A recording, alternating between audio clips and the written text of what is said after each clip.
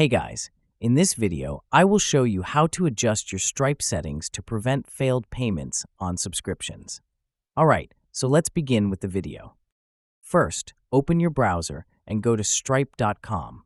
After logging in, locate the Settings option, usually found at the top right of the screen. Click it to open the full list of configuration categories. Under the Product Settings section, select Billing.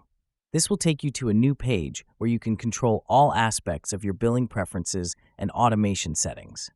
Next, focus on the section labeled Subscriptions and Emails. Scroll down until you see a subsection titled Prevent Failed Payments. This is where you'll set up automated actions to minimize payment failures. Start by making sure that customer emails are enabled.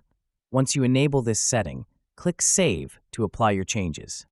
Now scroll further down to the section Manage Failed Payments. Under this section, look for options related to retry schedule and ensure that customer emails are also turned on. This helps keep your customers informed about their payment statuses, reducing the risk of unnoticed or repeated failures. You can also enable notifications for subscription status if your business uses them. Consistent communication is key here. The more your customers are kept in the loop, the faster payment issues can be resolved.